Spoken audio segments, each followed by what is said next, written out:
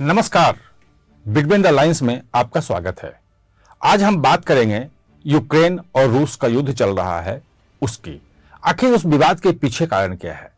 अभी जो चर्चा में आपने सुनी है कि रूस ने आक्रमण कर दिया है, उसके बहुत सारे एरिया पे कब्जा कर लिया है और मुख्यतः चर्चा का विषय यही है कि रूस चूंकि आक्रामक है, उसने आक्रमण किया है, इसलिए गलती रूस की है। और जेलेंस्की यही कह रहे हैं कि रूस जो है और उसके जो राष्ट्रपति हैं पुतिन, वो हत्यारा हैं और उनके साथ कोई समझौता नहीं हो सकता।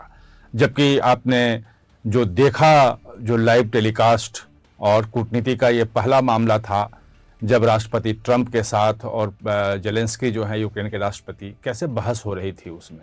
और वो एक सच्चाई है जो दुनिया के बदलते हुए जो ऑर्डर हैं, जियोपॉलिटिकल जो सिचुएशन चेंज हो रहा है, उसकी तरफ इशारा करता है।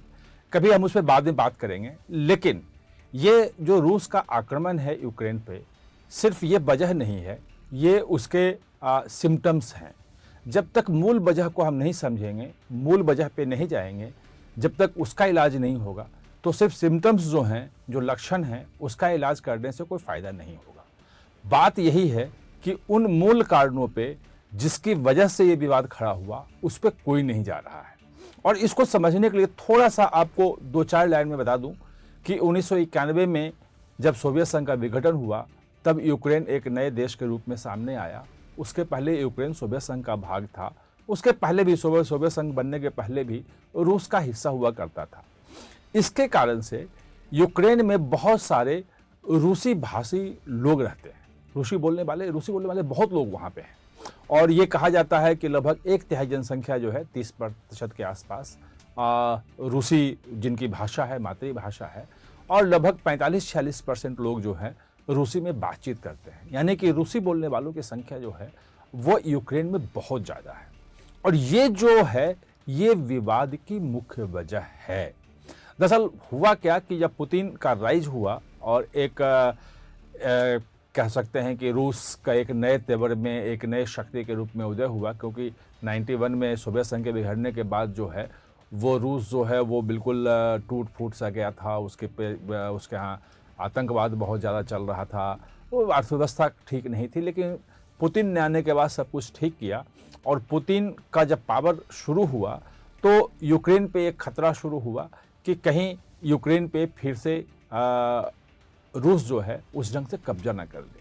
और इसलिए 2004 के बाद यूक्रेन में जो यूक्रेनियन बोलने वाले लोग हैं, जो लगभग कह सकते हैं कि 2/3 लोग हैं, उनके बीच में एक राष्ट्रवाद की अलग भावना पनपी और वहाँ पे एक रूस का जो प्रभाव है वो ख़त्म करने की कोशिश शुरू हुई। उसके लिए चीज़ें चली और उसमें दोनों तरफ से बिल्डअप होता रहा।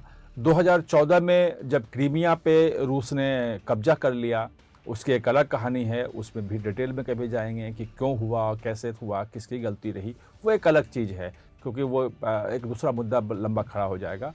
लेकिन उसके बाद जो है, जब जेलेंस्की आए तो उन्होंने जो रूसी भाषा है उस पर प्रतिबंध लगाने की कोशिश की और यूक्रेन की जो आधिकारिक भाषा है, सारे सरकारी कामकाज जो है वो कह दिया कि यूक्रेनियन भाषा में ही होगी।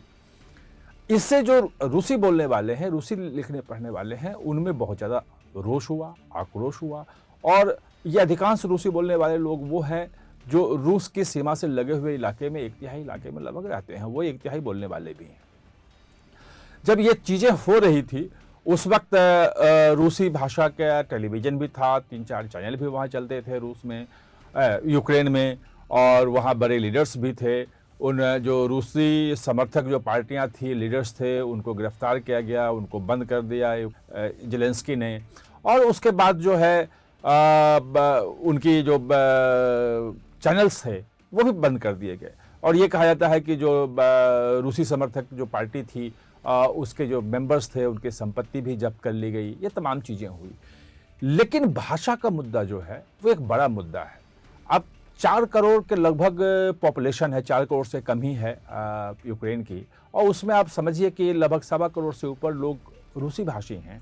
और उनकी भाषा पे आप रोक लगा देंगे, उन्हें कहेंगे कि सारा काम यूक्रेन में ही करना है, तो रोष पैदा होना जरूरी है और वो स्वाभाविक भी है। हमने दुनिया के कई हिस्सों में देखा है कि इस ढंग की चीज़ें जब होती हैं तो उसके खिलाफ विद्रोह शुरू होता है। ऐसा ही जो विद्रोह वहाँ भी यूक्रेन में भी शुरू हुआ, और ये यूक्रेन ने का आरोप है, जेलेंस्की का आरोप है कि उसके पीछे व्लादिमीर पुतिन यानी रूस का हाथ है, रूस उसको भड़का रहा है। और ये हमेशा खतरा रहा जेलेंस्की के लिए कि ये जो 1/3 लोग हैं जो रूसी भाषी हैं, अगर इनका विद्रोह हुआ तो उनका देश टूट सकता है, वो अलग हो सकता है, और रूस उनकी सहायता करेगा तो वो बचा भी नहीं पाएंगे। और इसलिए उन्होंने एक नई चाल चली और उन्होंने कहा कि हम यूरोपीय संघ में शामिल होंगे और नाटो की सदस्यता की बात कर दी। नाटो की सदस्यता का मतलब ये था कि अगर नाटो के सदस्य बन जाते तो नाटो के सदस्य देश जो हैं, जितने भी हैं, वहाँ पे अमेरिकी और नाटो के सदस्य जो संगठन है उसके जो है वो सेनाएं वहाँ तैनात हो जाती हैं, वह हथियार तैनात होते हैं, वहाँ हवाई अड्डे, सैन्य अड्डे बन जाते हैं, वो तमाम। तो इनको लगा कि जेलेंस्की को कि अगर नाटो में मैं चला गया तो रूस से हमारा जो है वो ख़त्म हो जाएगा, डर ख़त्म हो जाएगा, और हम जो अपने देश में कर रहे हैं, यूक्रेन में कर रहे हैं, यानी कि रूसी भाषा पे जो हम रोक लगा रहे हैं, रूसी जो बोलने वाले हैं उनकी पार्टियों पे जो रोक लगा रहे हैं, ये तमाम चीज़ें हमारी चलती रहेगी।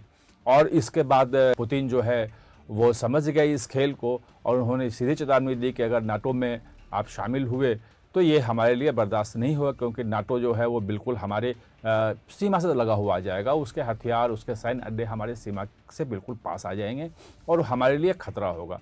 और उसके बाद 3 साल पहले रूस ने इन्वेजन कर दिया, लगभग 1/3 हिस्से पे कब्जा है। वो तमाम चीज़ें जानते हैं कि कैसे अमेरिका ने और नाटो और यूरोपीय के देशों ने सब मिल कर के रूस को भरसक आर्थिक नुकसान पहुंचाने की कोशिश की। उसके जो जितने भी लेन देन थे वो सब बंद कर दिए। वो बहुत मुश्किल में किया उसको गया, और बिल्कुल जो इकोनॉमिक जो एक होता है कनेक्टिविटी जो होती है देशों के बीच में, जिसमें पैसे का लेन देन ऑनलाइन होता है, उससे भी उसको काट दिया गया। रूबल में व्यापार करने पे तमाम कंपनियों, तमाम देशों को रोक लगा दी गई।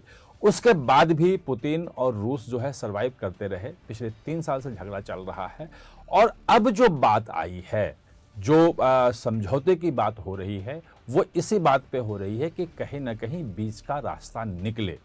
और उसी में अभी जो उस दिन आपने 2 दिन पहले झगड़ा देखा कि मिनरल्स के डील को लेके हुआ था, जो रेयर मिनरल्स हैं जैसे लिथियम है, टाइटेनियम है, जिसको अभी जो कंप्यूटर से लेके, बैटरी से लेके तमाम चीज़ों में है, कहा जा रहा है कि यूक्रेन में बहुत बड़ा भंडार है। और चूंकि अमेरिका ने कहा कि हमने 350 बिलियन जो है डॉलर आपको दिया है 3 सालों में, तो हमें उसके बदले में कुछ चाहिए। और ये भी कहा जा रहा है कि जेलेंस्की ने खुद 1.5 साल पहले प्रपोज किया था कि आप यहाँ से मिनरल निकालिए। वो ये चाहते थे कि अगर अमेरिका यहाँ आ गया, मिनरल निकालने लग गया, और उसके जब मिनरल्स की खुदाई शुरू होगी तो उसकी सुरक्षा के लिए अमेरिकी सैनिक भी अगर आ गए तो फिर हम रूस से सुरक्षित हो जाएंगे, जैसे चाहेंगे वैसे हम रहेंगे, जैसे हम कर रहे थे वैसे करेंगे, हमें कोई दिक्कत नहीं होगी। लेकिन समस्या यही हो गई कि डील करने के पहले जो लगातार ट्रंप कह रहे थे, जो आपने बातचीत सुनी, जो पूरा विवाद जो था उसमें कह रहे थे कि आप डील करो और हम रूस से बातचीत करके और पुतिन से बातचीत करके हम गारंटी लेंगे कि क्या आपको दिया जा सकता है, कहाँ समझौता हो सकता है।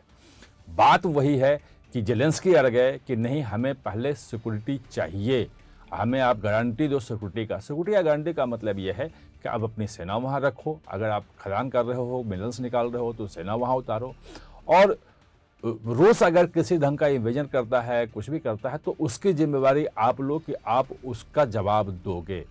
ये ट्रंप जो है ये मंजूर नहीं था, क्योंकि अगर अमेरिका सीधे लड़ाई में आता है रूस से तो ट्रंप ने कहा भी कि ये तीसरे विश्व युद्ध का खतरा बन रहा जाएगा और तीसरे विश्व युद्ध की तरह आप ले जा रहे हैं। और जिस ढंग से यूरोपीय संघ इसके पीछे खड़ा है, यूक्रेन के पीछे, और अगर झगड़ा ये बढ़ता है तो इससे इनकार नहीं किया जा सकता है।